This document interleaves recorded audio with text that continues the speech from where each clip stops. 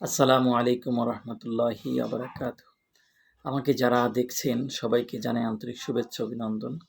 আজকে কথা বলবো বাংলাদেশ থেকে যারা উমরা করার উদ্দেশ্যে মক্কাতে আসেন তাদের জন্য।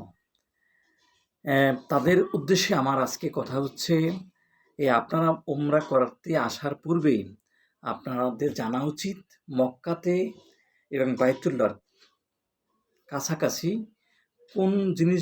কোন গুরুত্বপূর্ণ জিনিসগুলো রয়েছে যেগুলো আপনার দেখা উচিত, সেই সম্পর্কে জানা উচিত। যেই জায়গায় জিয়ারা করলে, যেই জায়গায় দোয়া করলে আল্লাহ কবুল করেন, সেই জায়গাগুলো স্থান সম্পর্কে, দর্শনীয় স্থান সম্পর্কে আপনার জানা উচিত।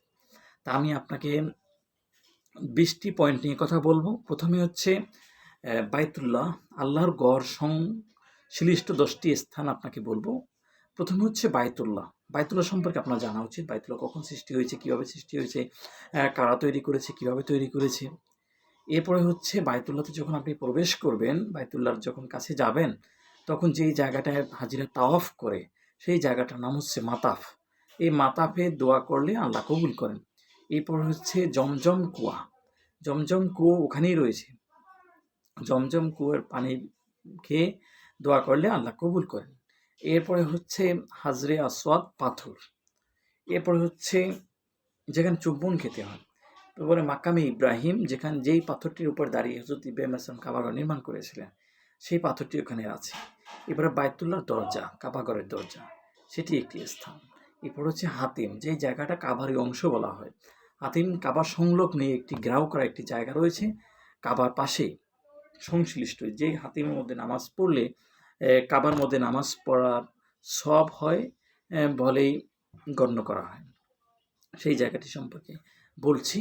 এরপর হচ্ছে আপনার মিজাবে রহমত, যেটি হচ্ছে হাতিমের উপর বরাবর, যেটি হচ্ছে আপনার বাইতুল্লাহর ছাদ। বাইতুল্লাহর যে কাবাঘরের যে উপরে ছাদ রয়েছে, ছাদে যখন বৃষ্টির পানি পড়ে, বৃষ্টির পানিটা যেই নালা থেকে পড়ে, যে জায়গাটা থেকে পড়ে, সেই জায়গাটা হচ্ছে মিজাবে রহমত। এরপর হচ্ছে আপনার মসজিদে হারাম। বাইতুল্লাহর চারোপাশে যে মসজিদটি রয়েছে, যে নামাজের স্থানগুলো রয়েছে, সেটি হচ্ছে মসজিদে হারাম। এই 10টি পয়েন্ট আমি বলছি বাইতুল্লাহ সংশ্লিষ্ট। আর বাইতুল্লাহর থেকে মক্কার মধ্যেই যে জায়গাগুলো রয়েছে, যেগুলো দেখার জন্য, জিয়ারত করার জন্য গুরুত্বপূর্ণ, সেটি আরও 10টি জায়গা আমি বলছি। সেটি হচ্ছে মাওয়ালিদুন নবী, যেটি হচ্ছে রাসূল সাল্লাল্লাহু আলাইহি ওয়াসাল্লামের জন্মস্থান। এরপর হচ্ছে আবু জাহেলের বাড়ি যেটা ছিল, সেটি এখন হাম্মাম নামে পরিচিত, এখন বর্তমানে টয়লেট করা হয় ওখানে। এরপরে হচ্ছে আপনি শিয়াবে আবি তালিব, যেটি আপনার রাসূল সাল্লাল্লাহু আলাইহি ওয়াসাল্লামের জন্মস্থান, যে মাওয়ালিদুন নবী যে গড়টি রয়েছে, সেই গড়ের কাছেই শিয়াবে আবি তালিব। এরপরে আপনার আছে হলো মসজিদে জিন, যেখানে বর্ণনায় আসছে যে কিছু জিন এখানে এসে ইসলাম গ্রহণ করেছিলেন।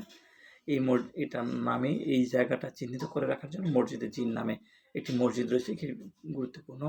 এরপর রয়েছে জাবালে রহমত পাহাড়, সেটি আরাফার ময়দানে অবস্থিত। জাবালে রহমত, যেই পাহাড়ে একটি পিলার রয়েছে, যেই পিলারের স্থান যায়, এই স্থানটিতে হযরত আদম এবং হাওয়া আলাইহিস সালাম দুনিয়াতে মিলিত হয়েছিল। এরপর আরাফার ময়দান, যেখানে হাজিরা সমবেত হয়। এরপরে হচ্ছে মিনা, তারপরে মুজদালিফা, তারপরে হচ্ছে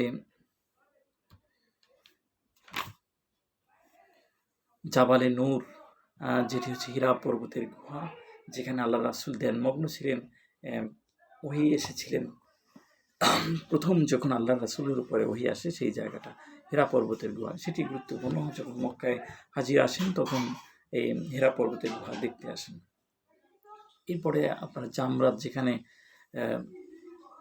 হাজিরা কঙ্কর নিক্ষেপ করে শয়তানকে, জামরাত, সেই জায়গাটি উমরাতে যারা যান, দূর থেকে দেখা যায়, ভিতরে প্রবেশ করা যায় না, শুধুমাত্র বড় হজে যারা যায় তারাই প্রবেশ করতে পারে। এই জায়গাগুলো মক্কায় খুবই গুরুত্বপূর্ণ। এছাড়া আরেকটি জায়গা রয়েছে মসজিদে আয়েশা, তারপরে মক্কা মিউজিয়াম। এই জায়গাগুলো আপনারা চাইলে ঘুরতে পারেন।